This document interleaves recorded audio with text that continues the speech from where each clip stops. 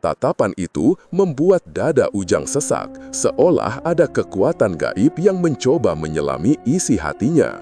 Ujang menunduk sebentar, berpura-pura sibuk mengambil piring kecil sambil di dalam hati ia membaca doa-doa perlindungan. Rukanda menatap pelan, "Kau datang dari mana penjual? Baru beberapa minggu sudah akrab dengan warga sini." Ujang tersenyum tipis, "Saya hanya orang perantauan juragan. Rezeki Allah di mana saja bisa dicari. Saya senang anak-anak desa suka jajan siomay saya. Itu sudah cukup." Juragan menghembuskan asap tebal ke udara, lalu menyipitkan mata. "Hati-hati kau, jangan ikut campur urusan yang bukan hakmu. Desa ini punya aturan sendiri, kau hanya pendatang." Kata-kata itu bagaikan peringatan, namun Ujang menanggapinya dengan sopan. "Tentu juragan, saya hanya pedagang kecil." Namun ketika ia berpaling, matanya sekilas menangkap sesuatu di balik pintu kayu menuju lumbung padi. Pintu itu sedikit terbuka, dan dari celahnya tampak sosok tinggi besar berbulu hitam sedang berjongkok. Makhluk itu tampak mengunyah sesuatu, dan suara renyah tulangnya terdengar jelas, seperti suara orang menggigit tulang ayam, tapi lebih keras, lebih menyeramkan. Darah segar menetes dari mulut makhluk itu menodai lantai kayu di bawahnya. Ujang hampir terperanjat, namun ia segera menunduk dan pura-pura sibuk dengan gerobak siomay. Dalam hatinya, ia yakin makhluk itu bukan binatang biasa, melainkan jelmaan jin pesugihan yang dipelihara Rukanda. Semakin jelas, pusat kegelapan desa ini memang bersarang di rumah besar itu. Ketika keluar dari halaman, Ujang merasakan bulu kuduknya berdiri. Ia menoleh sekilas ke arah lumbung. Pintu sudah tertutup rapat, seakan tak pernah terbuka sebelumnya. Penjaga-penjaga di depan menatapnya dengan mata kosong, membuat Ujang bertanya-tanya apakah mereka masih manusia seutuhnya atau hanya tubuh yang dikendalikan oleh kekuatan gaib. Malam itu, saat mendorong gerobaknya pulang, Ujang berhenti di tepi jalan dan menarik nafas panjang.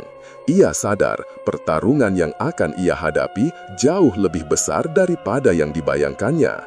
Juragan Rukanda bukan hanya seorang kaya raya yang serakah, melainkan penguasa kegelapan yang mengikat seluruh desa dengan jin peliharaannya. Dengan lirih, ia berdoa, "Ya Allah, kuatkan aku. Aku tak datang ke sini untuk dagang semata. Aku datang untuk meruntuhkan istana setan yang telah menelan nyawa-nyawa tak bersalah." Malam Jumat Kliwon tiba, dan desa Kendal berubah menjadi panggung ketakutan yang nyata. Sejak matahari tenggelam, langit tampak lebih pekat dari biasanya. Awan hitam menutupi bulan, menyisakan cahaya samar yang seakan enggan menyentuh tanah desa. Angin kencang bertiup dari arah sawah, membawa bau anyir yang menusuk hidung, mirip darah segar yang baru tertumpah. Daun-daun kelapa bergesekan, menimbulkan bunyi serupa bisikan panjang yang mengiringi kesunyian. Ujang Sardika tahu, inilah malam yang ia tunggu, sekaligus ia khawatirkan. Dari keterangan Bahrantaka, tumbal pesugihan Juragan Rukanda selalu dilaksanakan pada Jumat Kliwon, ketika tabir antara alam gaib dan manusia paling tipis. Ujang sengaja tidak kembali ke pondok kecilnya. Ia mendorong gerobak siomaynya perlahan ke arah sawah. Tempat suara gamelan gaib sudah terdengar sejak maghrib.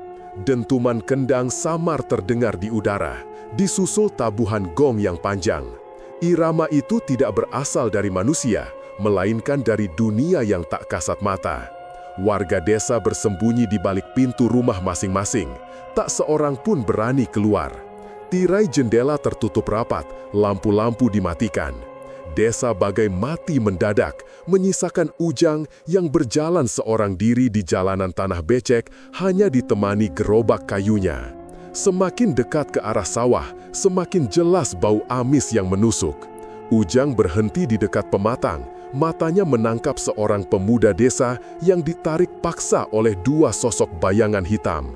Pemuda itu meronta, mulutnya disumpal kain, wajahnya basah oleh air mata.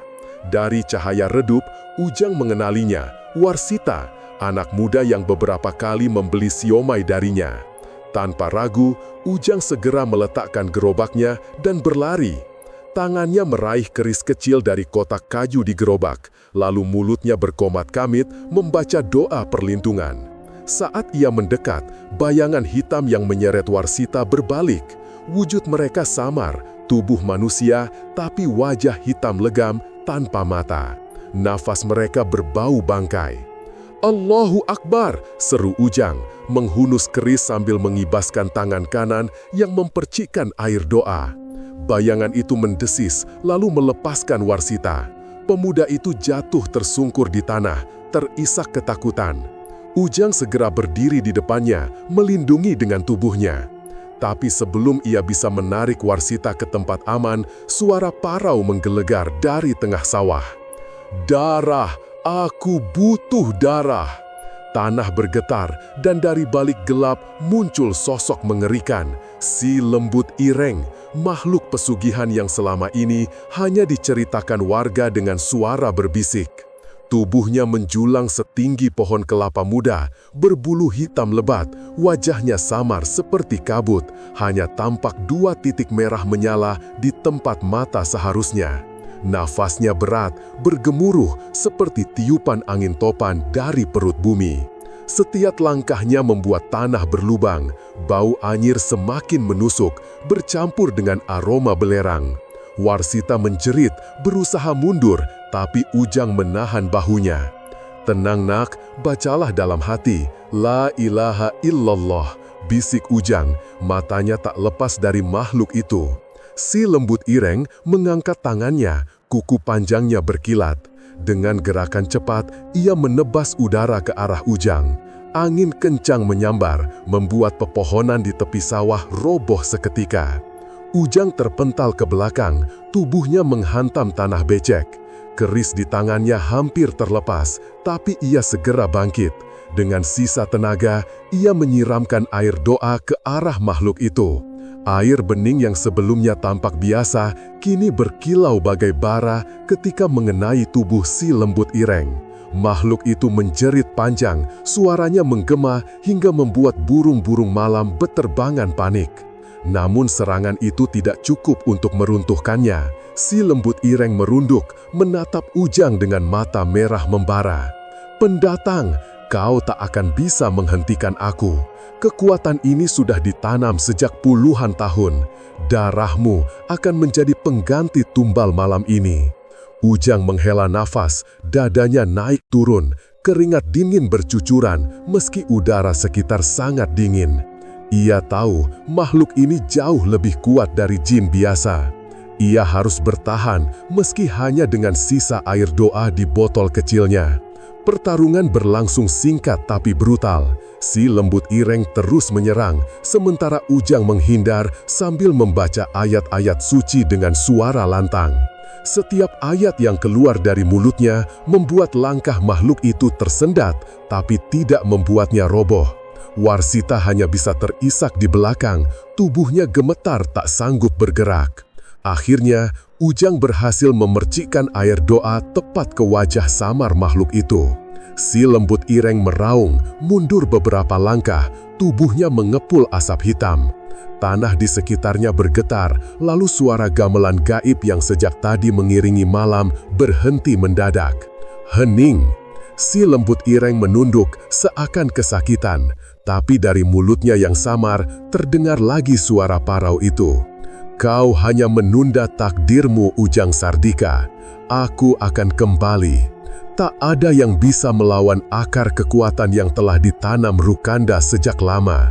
Desa ini milikku, darah-darahnya milikku." Setelah itu, tubuh raksasa berbulu itu memudar perlahan, larut bersama kabut hitam yang menelan sawah.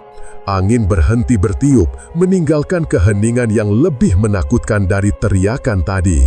Ujang terduduk lemas, masih menggenggam keris dengan tangan gemetar. Ia menoleh ke Warsita, membantu pemuda itu berdiri. "Pergi ke rumahmu, jangan keluar lagi malam ini." Warsita mengangguk dengan wajah pucat pasi, lalu berlari terseok meninggalkan sawah. Kini Ujang sendirian, menatap gelap yang kembali sunyi. Di balik kelegaan kecil karena berhasil menyelamatkan satu jiwa, ia tahu bahaya sebenarnya belum berakhir. Malam ini hanyalah awal dari pertempuran yang lebih besar. Dengan lirih, ia berdoa, "Ya Allah, jangan biarkan hamba-Mu ini gentar. Kuatkan langkahku, meski musuh berakar dari zaman yang lama." Pagi setelah malam Jumat Kliwon itu, Desa Kendal tampak lebih sunyi dari biasanya. Warga menutup pintu rapat-rapat, sebagian pura-pura sibuk di sawah, padahal mata mereka memandang penuh gelisah ke arah rumah besar Juragan Rukanda. Mereka tahu ada sesuatu yang terjadi malam tadi, meski tak seorang pun berani membicarakannya. Hanya desas-desus lirih terdengar di sudut-sudut desa. Ada pemuda yang hampir dijadikan tumbal, ada suara gamelan gaib, dan ada bayangan raksasa di tengah sawah. Ujang Sardika tidak sempat beristirahat panjang. Tubuhnya masih pegal karena benturan keras saat melawan si lembut Ireng, tapi pikirannya terus berputar. Ia sadar pertempuran tadi malam hanya menunda, bukan memutus rantai gaib yang mencengkeram desa. Ia butuh kunci untuk menghentikan semuanya, dan satu-satunya orang yang mungkin tahu adalah Bah Rantaka. Bah Rantaka tinggal di ujung desa, di rumah bambu tua yang dikelilingi pagar hidup dari semak belukar. Ujang mendorong gerobaknya ke sana, berpura-pura tetap sebagai penjual siomay. Ketika sampai, pintu rumah itu sudah terbuka. Bah Rantaka, lelaki renta berkulit legam dan rambut memutih, duduk di dingklik sambil menatap langit. "Kau datang juga, Nak Sardika," ucapnya lirih, seolah sudah tahu kedatangan tamunya. Ujang menunduk hormat. "Bah, saya butuh petunjuk. Jin itu, si lembut Ireng, dia tidak bisa roboh hanya dengan air doa. Ada sesuatu yang mengikatnya di desa ini." Bah Rantaka menghela napas panjang, wajahnya keriput bagai tanah kering. "Kau benar, jin itu bukan sekedar peliharaan. Ia terikat pada perjanjian darah. Rukanda, puluhan tahun lalu, mengikat dirinya dengan tumbal manusia. Setiap bulan, darah segar harus dipersembahkan di dalam lumbung padinya. Itulah sebabnya, lumbung itu tak pernah kosong, meski sawah warga gagal panen." Ujang terdiam, hatinya perih mendengar kebenaran itu. Ia membayangkan berapa banyak nyawa yang sudah ditelan demi keserakahan seorang juragan. "Lumbung padi itu," lanjut Bah Rantaka, suaranya bergetar, "bukan hanya tempat menyimpan beras, itu gerbang antara dunia kita dan dunia jin. Di sanalah darah tumbal ditumpahkan, di sanalah perjanjian ditulis dengan tinta gaib. Jika kau ingin melemahkan si lembut Ireng, kau harus masuk ke sana, hancurkan ikatan itu." "Bagaimana caranya, Bah?" Bah Rantaka menatap Ujang lama sekali, lalu berkata lirih, "Dengan doa, dengan keberanian, dan dengan warisan yang kau bawa. Gerobakmu itu bukan sekedar gerobak, bukan?" Ujang mengangguk. Ia tahu Bah Rantaka sudah menyadari sesuatu sejak awal. Ia lalu membuka kotak kayu di dalam gerobak, menyingkap kitab wirid, botol air doa, garam jimat, dan keris kecil peninggalan gurunya. "Guruku menitipkan semua ini untuk tugas besar, Bah," ucap Ujang mantap. "Kini aku tahu tugas itu adalah menghentikan Rukanda." Bah Rantaka menutup matanya sejenak, lalu mengusap wajahnya. "Kalau begitu, bersiaplah, jalanmu berat. Rukanda bukan hanya bersandar pada jin, tapi sudah menjadi bagian dari kegelapan itu sendiri. Kau harus bertarung bukan hanya dengan makhluknya, tapi juga dengan kekuatan yang mengalir dalam darahnya." Ujang meninggalkan rumah Bah Rantaka dengan hati yang semakin mantap. Ia mendorong gerobaknya ke pondok kecilnya, lalu duduk lama, memikirkan langkah selanjutnya. Malam nanti, ia tahu waktunya akan tiba. Gerobak siomay yang selama ini menyamar sebagai alat dagang, ia ubah menjadi semacam medan perang kecil. Panci kuahnya ia isi dengan air doa, botol kecap dan saus ia ganti dengan botol kecil berisi minyak wangi kasturi dan cuka yang sudah dibacakan wirid. Garam yang biasanya ia taburkan di siomay kini menjadi garam jimat untuk mengusir makhluk gaib. Di sisi gerobak, ia menempelkan kertas-kertas bertuliskan ayat suci agar gerobak itu sendiri menjadi perisai. Di malam yang semakin larut, Ujang berdiri di depan rumah besar Juragan Rukanda. Gerobaknya menyala samar oleh lampu petromak kecil. Suasana begitu mencekam. Tak ada suara jangkrik, tak ada hembusan angin, hanya suara jantungnya sendiri yang berdetak keras. Ia menatap lumbung padi yang menjulang di samping rumah besar itu. Pintu kayu jati tebal terkunci rapat, tapi dari celah-celahnya tampak kilatan merah samar, seakan ada bara yang menyala di dalam. Bau amis bercampur belerang kembali menusuk hidungnya. Bismillah, bisiknya, menggenggam keris kecil di tangan kanan dan botol air doa di tangan kiri. Di hadapan lumbung itu, Ujang tahu ia tidak lagi sekedar seorang ustadz muda penyamar. Malam ini, ia adalah seorang penantang kegelapan yang akan membuka pintu ke sarang kekuatan gaib dan mencoba mencabut akar pesugihan yang telah menelan nyawa begitu banyak orang. Ia menarik napas panjang, menempelkan tangannya pada pintu kayu itu, lalu bersiap membuka jalan menuju rahasia tergelap Desa Kendal. Lumbung padi tua itu berdiri muram di tengah malam, dikepung hawa dingin yang menusuk hingga ke tulang. Ujang berdiri di ambang pintunya, gerobak siomay sederhana yang sudah ia ubah menjadi peralatan wirid menunggu di belakang. Di tangannya, sebuah botol kecil berisi air doa berkilau, samar terkena cahaya bulan.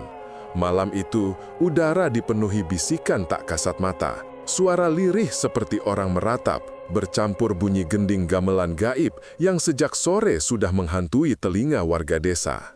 Begitu pintu lumbung digedor, kayu lapuk itu terbelah, dan hawa busuk darah serta kemenyan terbakar langsung menyergap. Dari dalam, terdengar suara berat menggeram, menggetarkan jantung siapapun yang mendengar. Ujang. Suara parau itu menggema, seolah dari perut bumi. Kau berani masuk ke sini, tempat ini bukan milikmu. Dari balik kegelapan, si lembut Ireng muncul. Wujud sejatinya kini terlihat jelas. Tubuh sebesar pohon kelapa, hitam legam, dengan mata merah menyala bagai bara api, dan mulut penuh darah yang terus menetes membasahi lantai lumbung. Bau anyirnya membuat udara semakin pekat. Ujang menelan ludah, lalu menancapkan langkahnya ke dalam. Dengan tenang, ia membuka botol kecil itu dan memercikan air doa ke lantai. Suara mendesis terdengar, lantai yang tadinya hitam pekat mendadak berasap. Namun, belum sempat Ujang bergerak lebih jauh, sebuah teriakan menggelegar. Dari sudut ruangan, Juragan Rukanda muncul. Wajahnya dipenuhi amarah dan ketakutan sekaligus. Pakaiannya mewah, namun matanya merah, seolah ikut terbakar oleh ikatan gaib. "Berhenti, Ujang!" teriaknya. "Jangan campuri urusan ini. Kau pikir bisa menghancurkan perjanjian yang sudah kujaga puluhan tahun? Kekayaan ini hasil jerih payahku bersama si lembut Ireng. Kau hanya tukang siomay, jangan sok jadi pahlawan." Ujang menatap tajam, sorot matanya teduh namun menusuk. "Kekayaanmu dibangun dari darah manusia, Rukanda. Tidak ada yang abadi jika berasal dari dosa. Malam ini perjanjianmu berakhir." Juragan Rukanda meraung dan menepuk lantai. Dari tanah lumbung, cahaya merah muncul membentuk lingkaran gaib dengan simbol-simbol darah. Si lembut Ireng semakin besar, kepalanya hampir menyentuh atap lumbung, suaranya makin menggema. "Darah, aku butuh darah, jangan hentikan perjanjianku," jerit makhluk itu. Ujang segera mengeluarkan segenggam garam dari kantong kain kecilnya, lalu dilempar ke udara. Butiran garam berkilau dan memercik bagaikan bara api ketika menyentuh hawa gaib. Si lembut Ireng meraung kesakitan, tubuhnya sedikit goyah. Namun, serangan balasan datang cepat. Tangan raksasa hitam itu mengayun, menghantam arah Ujang. Lantai lumbung bergetar, papan-papan kayu berderak, hampir runtuh. Ujang terlempar beberapa langkah, tapi ia cepat bangkit sambil meraih keris pusaka yang terselip di ikat pinggangnya. Keris itu berkilat seolah hidup ketika Ujang mulai melantunkan wirid. Suaranya tenang, namun setiap kata memancarkan cahaya yang membuat kegelapan di ruangan itu sedikit mundur. Juragan Rukanda berusaha menghalangi. Ia mengangkat tangannya, mencoba menusukkan sebilah pisau berlumuran darah ke arah Ujang. Namun, dengan gerakan cepat, Ujang menepisnya. Pisau itu jatuh dan tangan Rukanda langsung melepuh terkena percikan air doa yang masih menetes dari botol. "Tidak, kau tidak bisa menghentikan ini. Aku belum puas menikmati kekayaan." Rukanda meraung putus asa, tapi tubuhnya mulai melemah. Ikatan gaib yang selama ini menyokong tenaganya perlahan terkikis oleh doa-doa Ujang. Ujang menancapkan keris pusaka ke tengah lingkaran darah di lantai. Seketika, cahaya putih menyembur, menembus atap lumbung. Si lembut ireng berteriak kesakitan, suaranya melengking memekakkan telinga. Tubuhnya yang hitam legam mendadak dilahap api gaib, terbakar dari dalam, sementara matanya yang merah padam perlahan meredup. "Kau takkan mampu melawan yang telah berakar sejak lama." Jerit terakhirnya mengguncang udara, sebelum akhirnya tubuh raksasa itu meledak menjadi asap pekat, lalu lenyap tanpa jejak. Juragan Rukanda ikut terhuyung. Semua kilau di matanya hilang, tubuhnya lunglai, dan ia jatuh tersungkur di lantai lumbung. Emas dan kain-kain mewah yang menempel di badannya perlahan berubah menjadi debu, berterbangan diterpa angin malam. Kekayaan yang ia banggakan sirna seketika. Ujang menghela napas panjang, tangannya masih mencengkeram keris yang kini bergetar, tapi cahaya dari pusaka itu meredup pelan. Ia tahu ikatan perjanjian darah itu sudah putus, desa terbebas. Tidak ada lagi tumbal, tidak ada lagi malam mencekam dengan suara gamelan gaib. Di luar lumbung, angin malam berubah sejuk. Bau anyir yang sejak tadi menyesakkan dada menghilang, berganti aroma tanah basah dan padi yang baru dipanen. Ujang melangkah keluar, meninggalkan Rukanda yang merintih tanpa daya. Gerobak siomainya menunggu di jalan tanah. Ujang mendorongnya perlahan, roda-rodanya berderit pelan menembus sunyi. Tidak ada yang menyangka bahwa penjual siomai sederhana itu baru saja menumbangkan pesugihan puluhan tahun. Siluetnya makin menjauh, melebur dalam gelap malam, seolah semua yang terjadi hanyalah bayangan. Desa itu akan kembali tenang, dan Ujang